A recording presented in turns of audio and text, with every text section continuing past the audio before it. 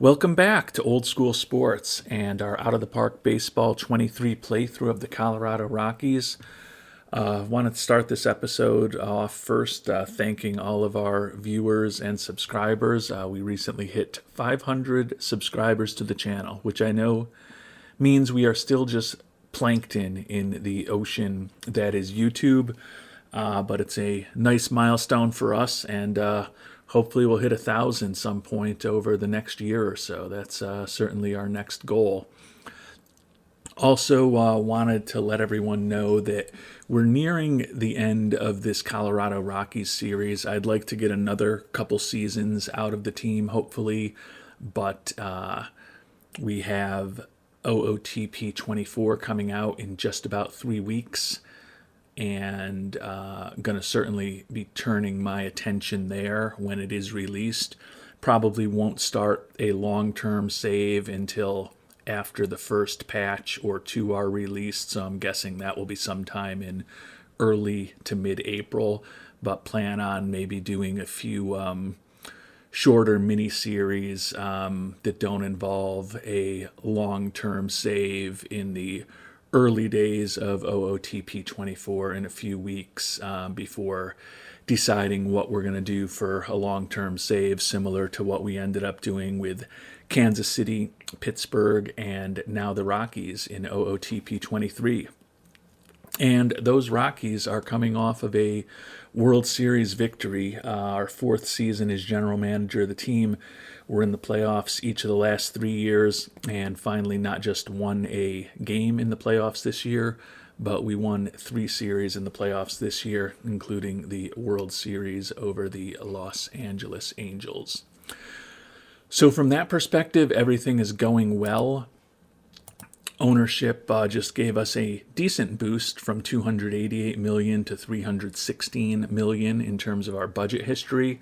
So we've got a fair amount of money available for extensions. We are still on the first day of the offseason here, and it's time to start making decisions on a few of the questions that we have ahead of us. And then we're going to jump right into arbitration in this episode.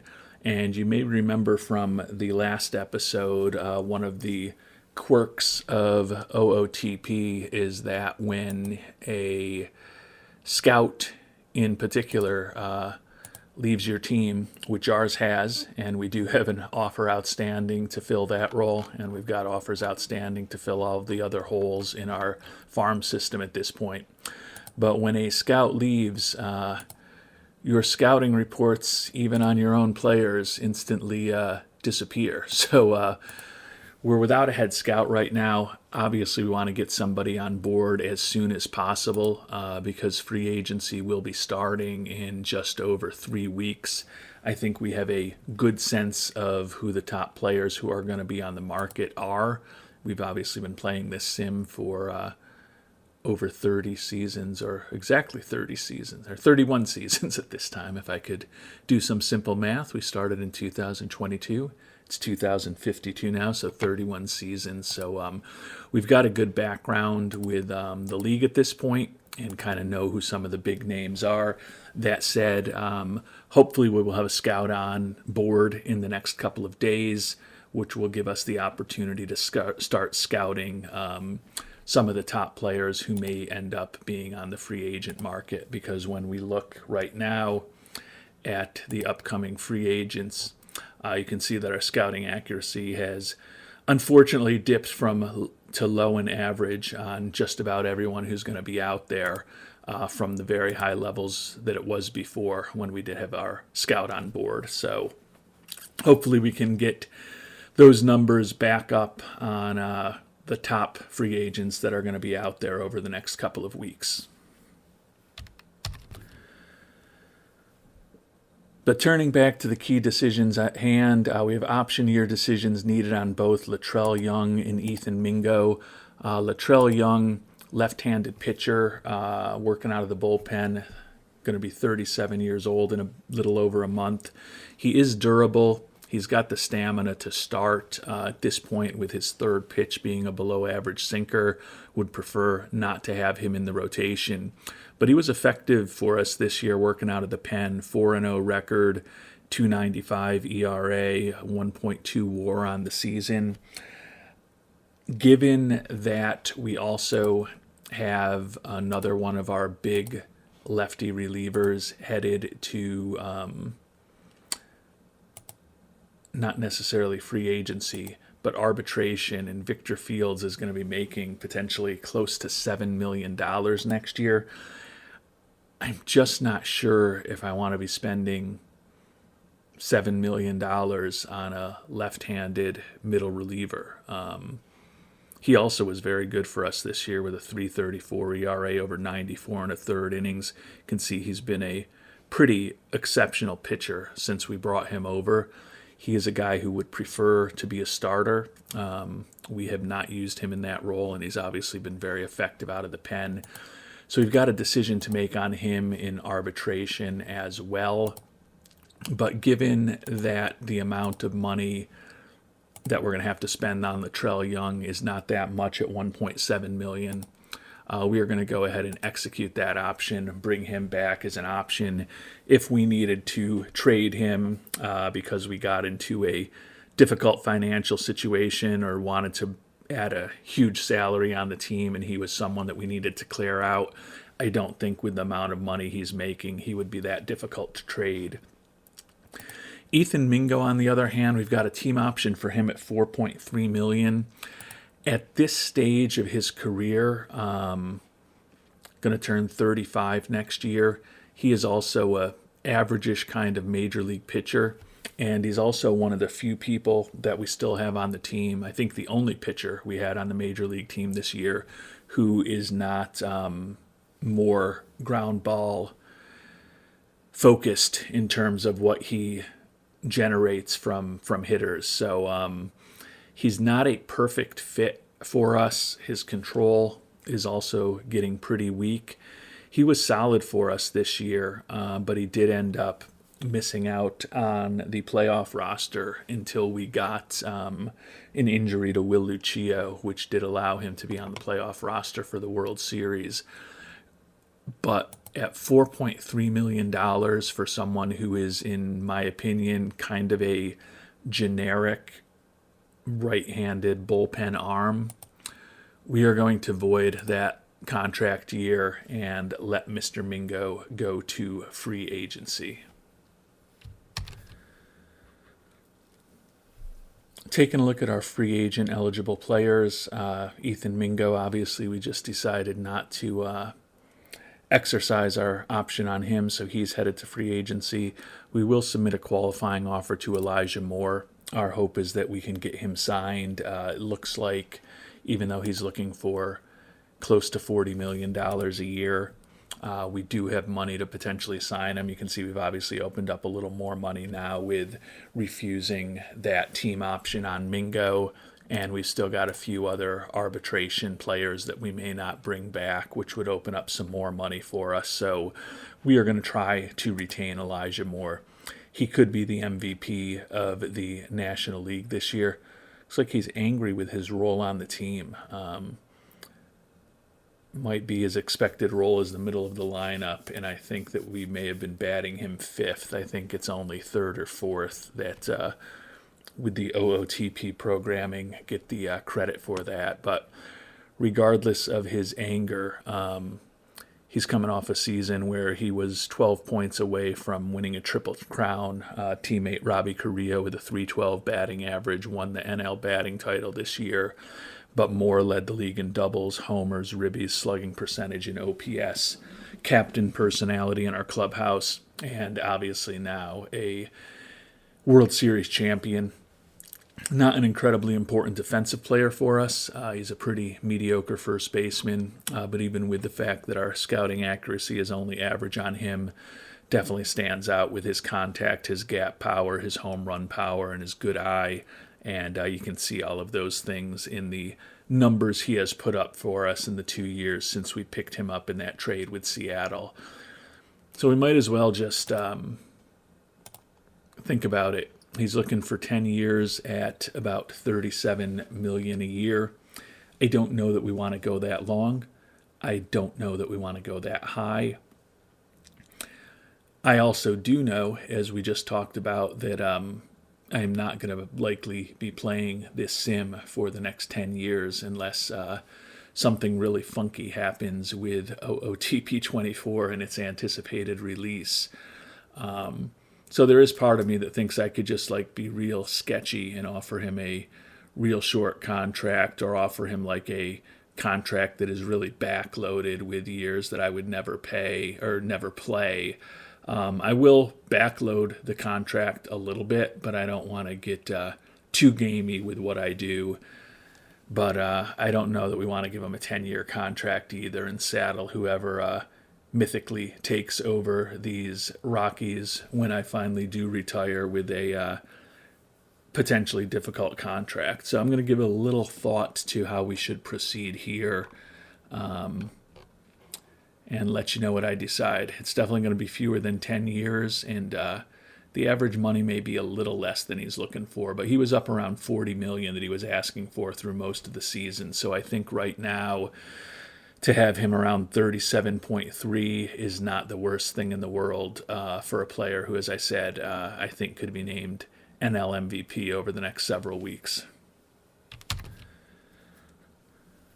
All right, and Moore looking for 10 years at $37.2 million a year.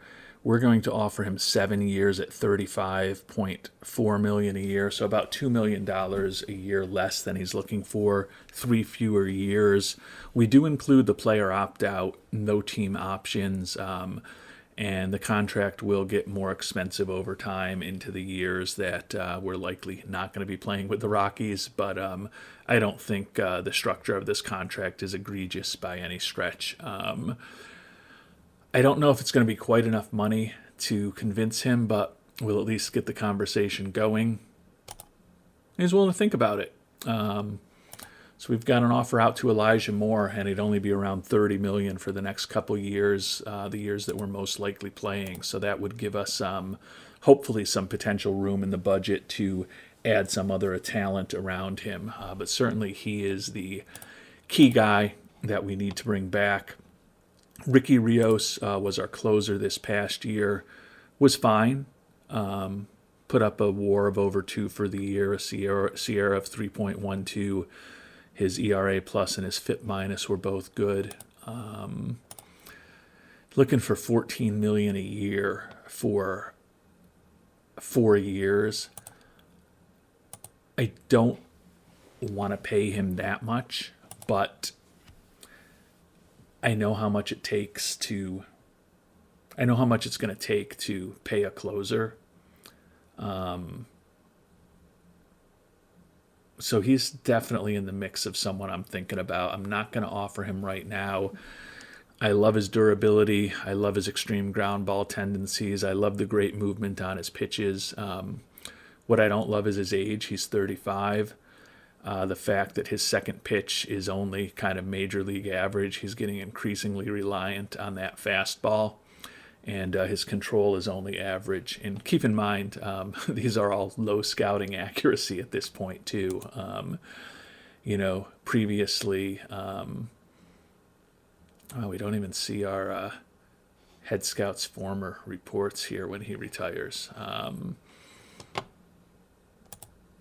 But we know Ricky Rios well. I mean, he is a guy who we had for several years in our previous sim in Pittsburgh on a couple of different occasions. So he has been a pitcher of our team about half of the time that he's been in the major leagues, either with Pittsburgh or Colorado.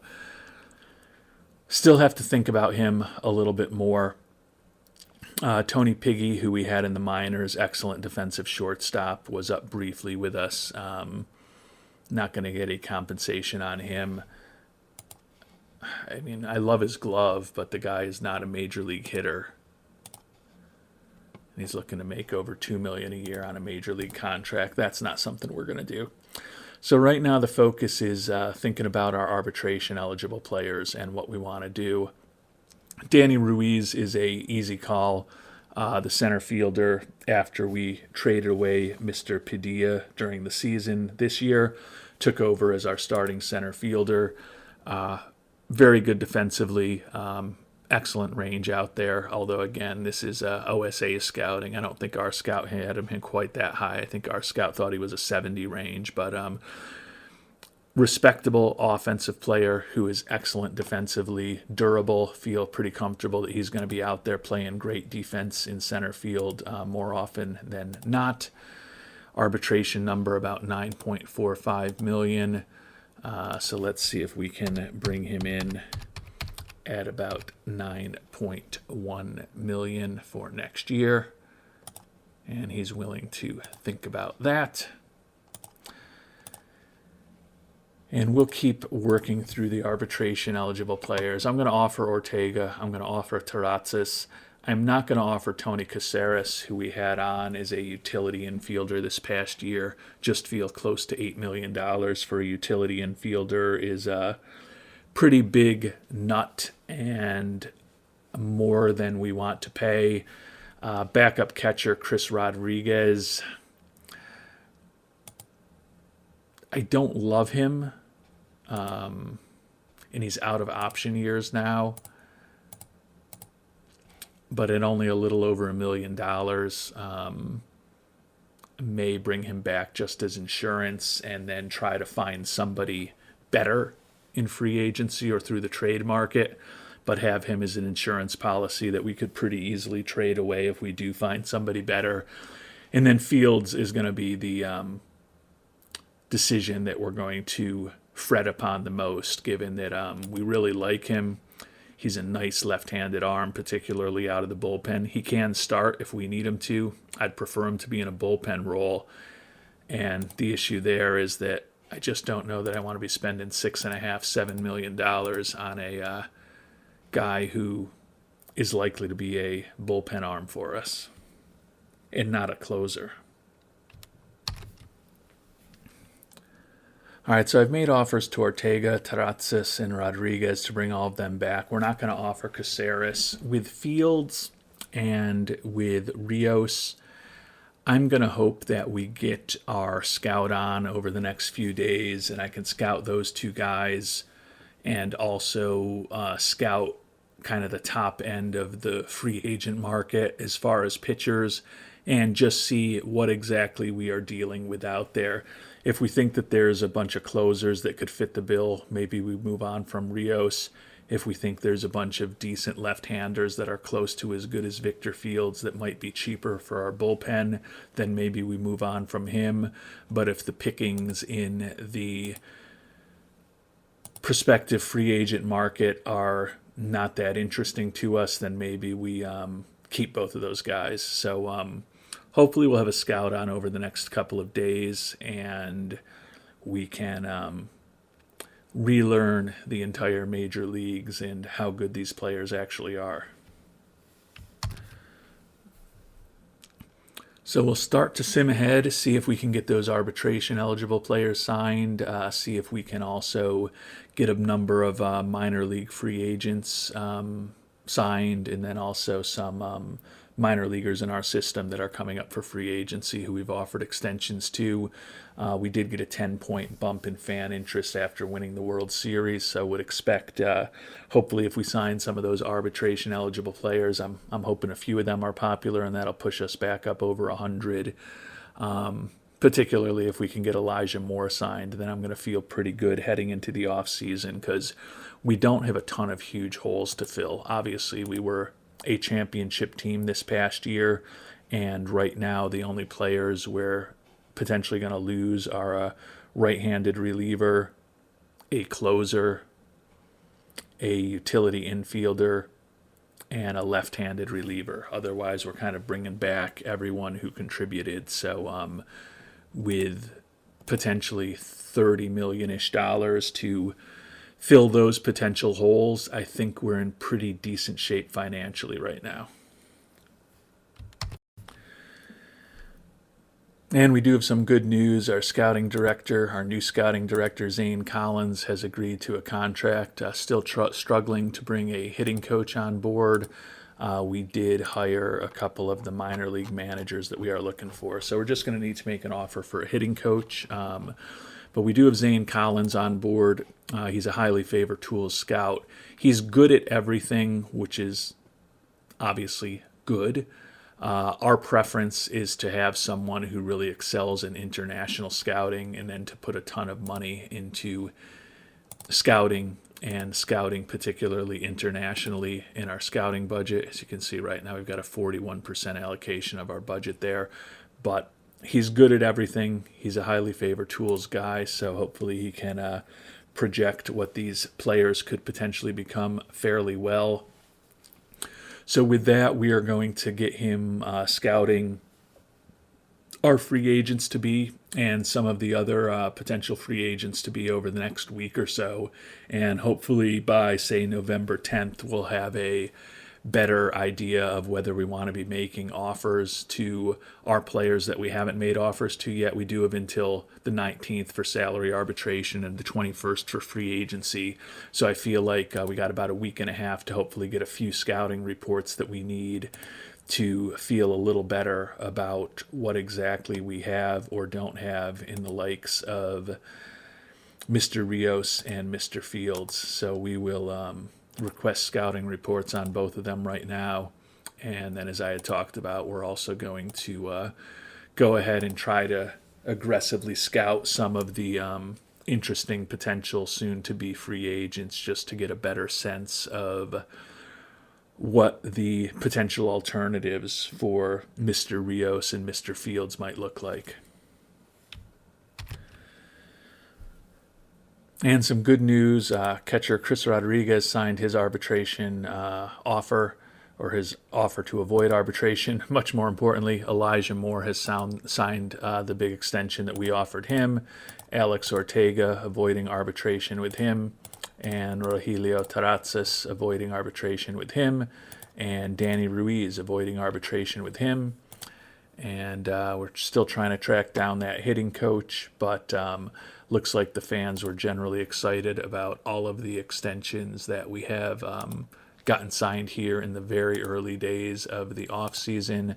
At this point, it's just Caceres, who we're not going to offer, and Fields, who we still may offer, waiting on the scouting reports on him, and Rios at this point from our new scout. And certainly our fan interest is well over 100 at this point with those moves that we've made. And we are starting to get some scouting reports from our new scout. Most importantly, we did get this scouting report that we were looking for on Mr. Victor Fields. So we've got back to very high accuracy on him. Certainly a productive left-handed arm out of the bullpen. We're scouting some of the potential free agents who are left-handers to see if there's anyone who is as good. We definitely need a left-handed arm out of the bullpen. We definitely need a closer. So Fields and Rios, bringing the two of them back would certainly fill both of those critical roles for us on our team. Thinking about our everyday players, if we could make a huge upgrade at second or short or third, I think that would be a logical direction for us to go. But if we go back into the season with Terrazas at second, Caceres at short, and Ortega at third, I think we're fine. But if there is a big-time free agent out there or a monster player at one of those positions available in trade, and we need to turn one of those other players into a utility player for us, I think that's one other thing for us to think about this coming off season. Feel like we have plenty of starting pitching at this point with the moves that we've made over the last several years. As much as I am obsessed with adding quality starting pitchers to the team, I think we're just in a way still overloaded at that spot right now, because you look at Loera, Alvarado, Vasquez, Ortega, and Toledo, that still gives us in the bullpen Chase Crawford and Will Lucio and Juan Vargas, all of whom have been successful starters for us at various points in the past. So feel like we've got plenty of depth in the starting rotation at this point. So I think this will be the first off season since we've taken over as GM of the Rockies, where we're not going to be trying to add a big-time starting pitcher to bolster our rotation through free agency and or trade. And it looks like our focus on defense has resulted in at least one Gold Glove winner. I would have to think, if I had to guess, that Carrillo out in left field would be a pretty strong candidate. Maybe Alvarez at catcher. I think those two guys would be my top two guesses of who might have won a Gold Glove this past year. Ortega, pitcher. Pitcher who we brought over in the middle of the season, wins it. Don't pay a ton of focus on pitcher defense, but yeah, I was completely wrong because Carrillo and Alvarez, neither of them won. It was Jose Ortega, the pitcher that we picked up right before the trade deadline, who has become a key member of our staff for hopefully the next couple years to come, who theoretically doesn't jump off the page as far as his pitcher ratings, but I guess he had a good defensive year this past season. And in the coming days, we're going to be seeing Silver Slugger, Rookie of the Year, Manager of the Year, Cy Young Award, and MVP. Would think that we're going to have a few guys in the mix for Silver Sluggers. And as I talked about in our last episode, I feel like Rogelio Loera should be a pretty strong candidate for Cy Young Award. And the recently re-signed Isaiah Moore should be a pretty strong candidate for MVP of this 2052 season that was recently concluded. And moving on to the Silver Sluggers, first baseman Elijah Moore, no shock. I'd say it is a little bit of a shock that we only have the one Silver Slugger winner. I would have thought that with a batting title, Carrillo would have been a pretty good contender for left field. I also mentioned him as a potential Gold Glove winner in left field, and he didn't win a Gold Glove, and he didn't win a Silver Slugger. Robbie Caceres from the Braves, 301, 36 homers, 103 ribbies, 6.1 WAR. Certainly a very good season. Refresh myself on exactly what Carrillo did for us. 312, 30 homers, 94 ribbies, led the league in runs, led the league in triples, 6.5 WAR. I think Carrillo may have gotten ripped off a little bit. I think it's close, but I think I would prefer Carrillo's season to Caceres' season. Carrillo had more runs, more hits, more doubles, more triples, led the league in hitting, more WAR.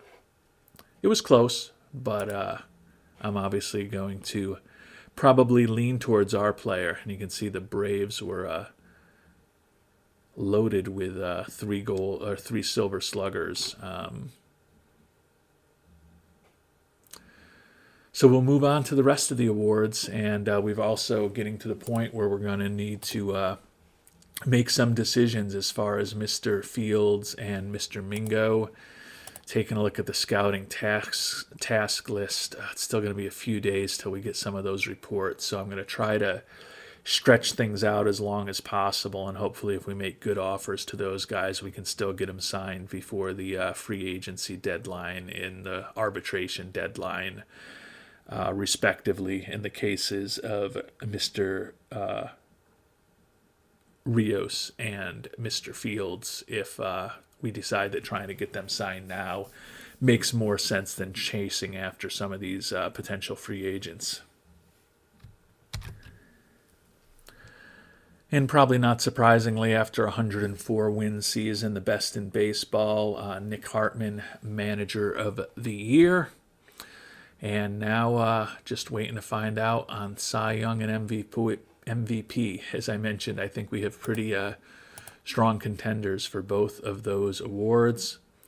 And we do have one of them, Rogelio Loera, a split decision over Cameron Campbell, the youngster we almost drafted and in retrospect should have drafted in the first round. guess 2 or 3 years ago, probably 3 years ago at this point. But Alvarado, who had previously been the ace of our staff, also got some Cy Young votes. But Rogelio Loera, the greatest pitcher in baseball history, just won his 11th Cy Young Award. Also won the World Series with us this year. And he's now well over 6,000 career strikeouts after leading the league this year in strikeouts, whip, strikeouts per nine, strikeout to walk ratio, FIP minus, and pitcher WAR, as well as wins. Next year, the goal is obviously, most importantly, to hopefully win another championship with these Rockies. But clearly, with Mr. Loera being 10 wins away from 300, would love to see him hit that milestone next year also. Looking back at his playoff performance, it was not as good as his regular season.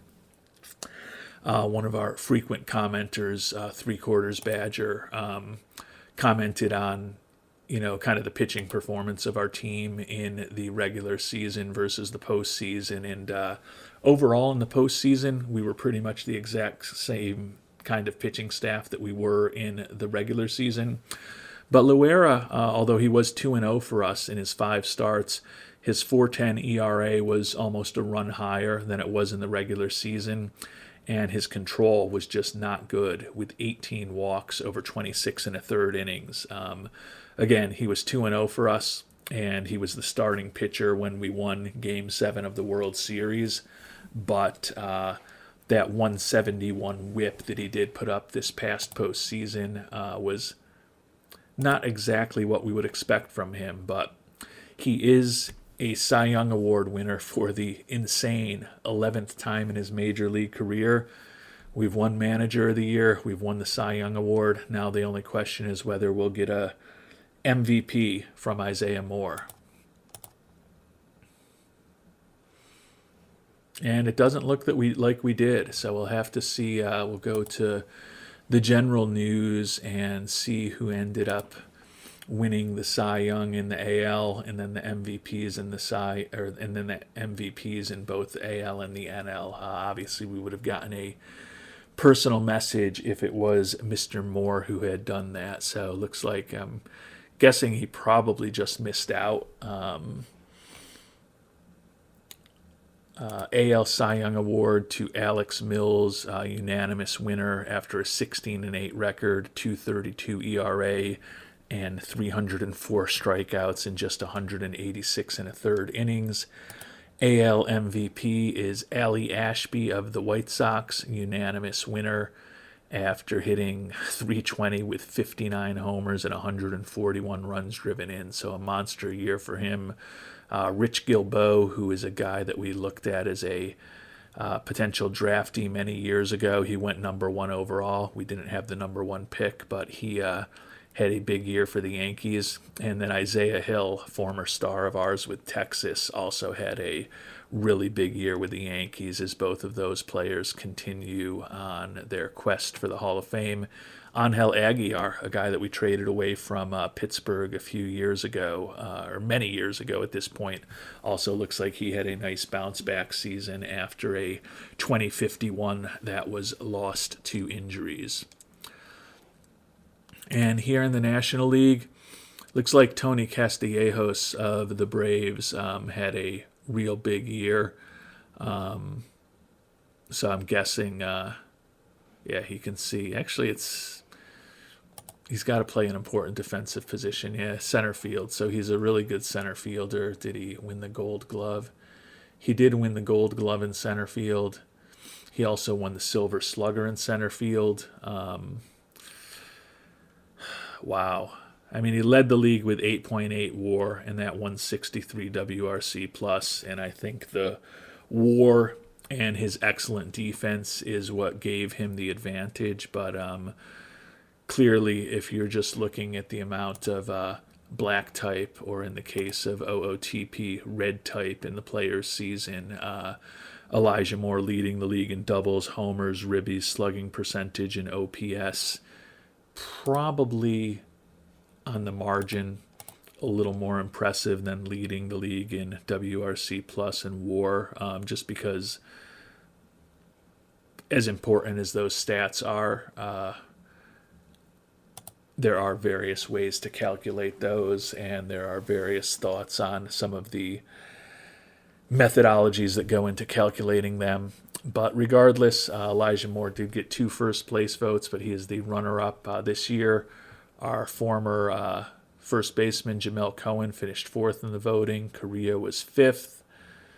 The other first place vote went to Cameron Campbell, the starting pitcher from the Brewers. Our Cy Young Award Rogelio Loera also got some votes. So a lot of MVP votes spread out among the Rockies and or players that we're familiar with. But Tony Castellanos of the Braves is the 2052 National League Most Valuable Player. And as we look at the prospective top free agent pitchers, you can see there's a fair number of players that we have gotten scouting reports on. You know, the very high accuracy noted in blue at this point. When I look through those players, I honestly do think that Mr. Rios and Mr. Fields are our best options in terms of guys that are well suited to pitch in our park. So I am going to try to bring the 2 of them back, because as I was talking about, we're going to have at this point, we think, around $26 million-ish, and the holes are really a closer and a left-handed pitcher. And admittedly, it's not perfect scouting at this point because of the issues we had with our scout departing. But I do feel that the guys on our team right now, Rios and Fields, are the best options to fill those 2 roles. And then after that, as I talked about, it's really just a matter of, is there a infielder that we want to bring on? And we're clearly not going to be able to play at the top end of the free agent market, because if we sign both Rios and Fields, we're going to use up the vast majority of the $26 to $30 million that we've got ready, or that we've got available. But and again, this is not scouted well at all at this point, but when I look at the upcoming free agents that are infielders, kind of a first base and third base focus, and the numbers that they are looking for are just something that, essentially we could go after Nelson Alvarez at third base, and that bat is certainly good, and the defense with the range in the arm is better than what we have at third right now with Ortega. But we're paying Ortega about $4 million next year. Alvarez hit .278 with 34 homers and 82 ribbies in 121 games in Washington. You would expect that his bat would improve if he moved to Colorado, but he's fragile in terms of his injury proneness, and he's looking for $33 million a year. Right now, as I mentioned, we've got young Mr. Ortega. Actually, he's about the same age, 28 years old. He just didn't get to the majors as quick. But he played 122 games for us this year, 266, 23 homers, 83 runs driven in. Clearly not as good a bat, and not even as productive playing half his games in Colorado as the other player was playing half his games in Washington, and not quite as good a glove, admittedly, although his error rating and his arm are better. His range and his turn double play are lower. But we've got him signed for $4 million next year. I don't think that Alvarez is $29-ish million better in terms of his production than Ortega is.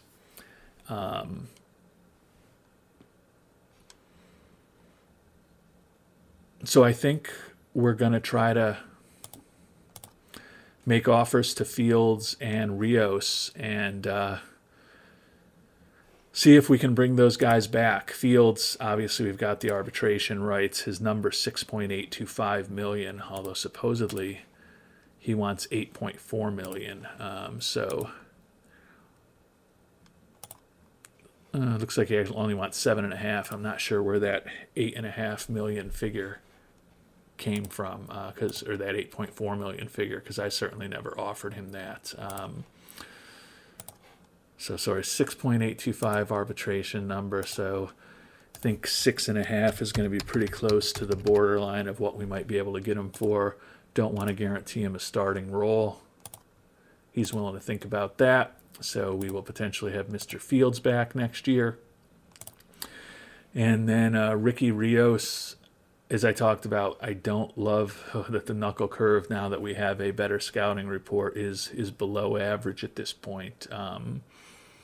He's really just a fastball pitcher. The positive thing is that fastball is really good. 14 million a year. This one I'm still torn on. And I know that some of you have opined on Rios, and I think generally suggested he was a bit underwhelming for the amount of money we paid him. His salary was 17 million this past year, although fortunately for us, the Padres retained a little over a third of it. I think he's the best closer option out there.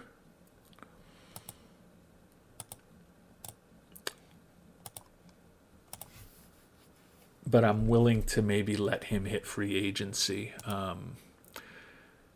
think we might be able to find a better option in trade, and not even necessarily someone who's on the trading block, because right now, at this point in the season, there's just garbage on the trading block. But that will change as we get into the new league year, when free agency starts very shortly. But I think I am inclined to let Mr. Rios hit free agency. I know I'm kind of contradicting myself, but I don't love his age. I don't love that second pitch is below average now. I do like his durability. I do like his movement. I do like the extreme ground ball tendencies. I'm willing to gamble that we can find an effective closer in the trade market or on the free agent market. And it very well may be end up bringing Rios back. But I think I would rather keep a little bit extra cash in terms of optionality. The other option, if I really wanted to play with fire, would be to slap a qualifying offer on him. But given that he's only looking for 14 million a year, even though it's for 4 years, I think at almost 19 million a year he would accept it. And I don't want to be paying him 19 million. So we've made the offer to Fields. I think honestly we're going to let Ricky Rios go hit free agency. And we did get Victor Fields signed to that contract, continue to scout players on our team and players who are going to be potential free agents to just get our knowledge level back to where it was. We also did make one trade. We traded away, and this will not be a surprise, Tony Caceres, the second baseman, who we were not going to make an arbitration offer to, and we got a couple of minor league relievers in return. I don't think either of them is going to be a big-time player for us, but we got something back, some filler for our system, and a little bit of cash in return for a guy that we weren't going to be paying $7.5–8 million to be a utility infielder for us next year. So with signing Fields and trading away Caceres, that leaves us with no arbitration-eligible players as we close in on arbitration. And Mingo and Rios, the only guys who are going to be headed to free agency at this point. So heading into free agency, I think closer is the obvious hole. that we're going to have on our team. And then, as I've talked about, if we can find a really interesting upgrade for second base, third base, or shortstop, I think those are three positions where we can potentially improve. Pretty happy with first base, pretty happy with catcher, pretty happy with our outfield and DH. Backup catcher is an area that we could look to add some talent at, but I think when we do get into free agency, the focus is really going to be on that closer role and potentially an infielder. And I think the infielder may be more likely something that we find through a trade rather than free agency. And we have made it to free agency. And our plan is to hit free agency really hard in our next episode. We'll take a look at the international free agents. I'm guessing, our knowledge of these guys is just not going to be all that great, but let's see if at a very high level our scout thinks there's anyone particularly interested. Reliever Cesar Alvarez looks like he could be a useful left-handed bullpen arm. He's looking for $6 million, which seems a bit high, but I think he's at least worth getting a updated scouting report on. Jose Sanabria, another left-hander looking for decent money. Let's at least get a decent scouting report on him, hopefully, although it's very possible these guys will be signed before we're even able to get those reports back. Hector Rivera and Kai Wee both look interesting. Kai Wee, 27-year-old left-handed hitter out of Taiwan. He's a right fielder, has some home run power, looks decent defensively. He is definitely worth a scouting report, and it looks like his contract demand isn't for anything, so I'll at least throw a minor league offer out to him to get the discussion going. And actually, I'm going to do that with the other two guys too, just to I don't think they will ever accept a minor league contract, but certainly if I can remember who we had looked at here, that would help. Sanabria, that's right. At least we'll maybe buy a little time with them while we're trying to get the scouting report. And then Hector Rivera out of Mexico certainly seemed the most potentially interesting. Potentially great defensive outfielder, tons of speed, gap power that would play very well in Colorado. The contact, the home run power, the eye, and avoiding strikeouts, all looking like an average-ish major league hitter. But quite honestly, with that speed, that glove, and that gap power, I think he could still be a pretty interesting center fielder.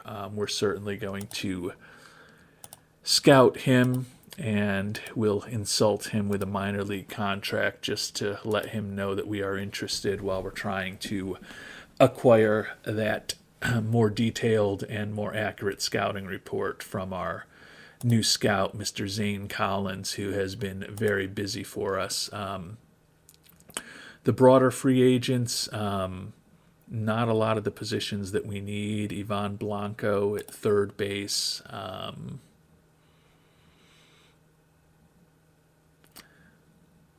guess the contract demand for him is a little less than $30 million.